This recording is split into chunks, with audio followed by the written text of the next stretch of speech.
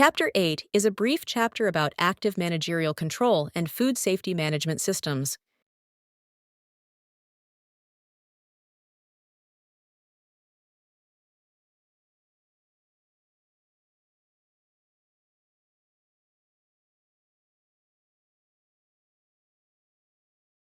Having food safety management systems already in place gives you the foundation needed for ensuring food is safe for your consumers.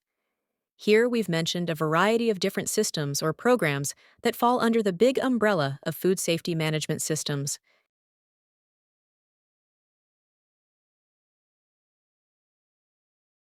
It is the manager's responsibility to actively control risk factors for foodborne illness.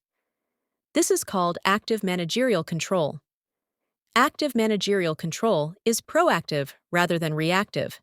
You must anticipate risks and plan for them. This includes conducting a hazard analysis or risk analysis and then controlling or eliminating those risks. Managers must monitor critical activities in the operation. This might include identifying when temperatures should be taken, or how often sanitizer concentrations should be tested, or checking for expiration dates.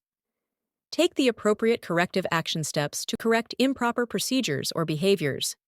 In other words, have plans and policies in place that inform food handlers how to fix or correct things. Training and retraining will also certainly help food handlers learn to keep food safe. It is imperative to train food handlers when they are first hired on the responsibilities of food safety, along with the practices. They will need to carry out those responsibilities. Training should be ongoing, meaning that training should be conducted on a regular basis. A variety of training methods will help food handler retain learning and be better able to implement what they've learned. Demonstration is one method that can be quite useful, for example, when training kitchen staff on a new piece of equipment or a new recipe. As the manager, it is your responsibility to address training needs or gaps in what a worker knows and what they need to know to do their job. Managers can observe staff, test staff's knowledge, to find gaps in their training called a training need. It's good practice to review old inspections and see if there are any areas in which critical violations are repeated. This would be a training need. Posters or checklists that instruct food handlers of food safety procedures are helpful job aids that can be posted in the facility for quick reference.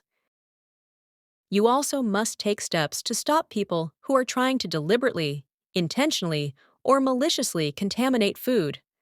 Unfortunately, people may try to tamper with your food. Attacks might occur anywhere in the food supply chain. The best way to protect food is to make it as difficult as possible for someone to tamper with it.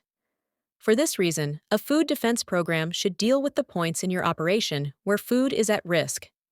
The FDA has created a tool that can be used to develop a food defense program. It is based on the acronym ALERT. It can be used to help you identify the points in your operation where food is at risk. The A in ALERT emphasizes the importance of using safe sources or vendors. The L suggests we should always be looking for threats with our eyes, or even security camera footage. The I in ALERT reminds us not to have unauthorized people near food items or food equipment. The R addresses the paper trail of purchase orders, for example. The T in ALERT is in regards to. The T in threat is in regard to who to contact if there is suspicious activity or threats. A hazard analysis, critical control point HACCP program is based on identifying significant biological, chemical, or physical hazards at specific points within a product's flow. Once identified, the hazards can be prevented, eliminated, or reduced to safe levels. An effective HACCP system must be written based on 7 HACCP principles. Each HACCP plan is a unique plan designed to work for a specific operation. A HACCP is often written for extremely risky foods or types of cooking. In a HACCP, the critical control points are identified, and then limits are set along with corrective action plans for each critical control point. There are many systems you can implement to achieve active managerial control of foodborne illness risk factors. A hazard analysis, critical control point HACCP program is one such system. HACCP is based on identifying significant biological, chemical, or physical hazards at specific points within a product's flow. Once identified, the hazards can be prevented, eliminated, or reduced to safe levels. An effective HACCP system must be based on a written plan. This plan must be specific to each facility's menu, customers, equipment, processes, and operations. Because each HACCP plan is unique, a plan that works for one operation may not work for another. There are many systems you can implement to achieve active managerial control of foodborne illness risk factors. A Hazard Analysis Critical Control Point HACCP program is one such system. HACCP is based on identifying significant biological, chemical, or physical hazards at specific points within a product's flow. Once identified, the hazards can be prevented, eliminated, or reduced to safe levels. An effective HACCP system must be based on a written plan. This plan must be specific to each facility's menu, customers, equipment, processes, and operations. Because each HACCP plan is unique, a plan that works for one operation may not work for another. You will need a variance when prepping food in certain ways. A variance is a document issued by your regulatory authority that allows a regulatory requirement to be waived or changed.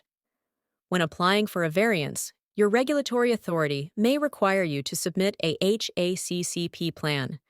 The plan must account for any food safety risks related to the way you plan to prep the food item.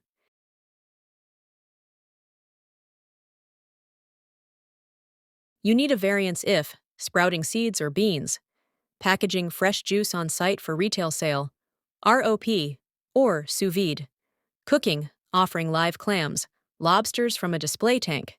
Without a variance, they are for display only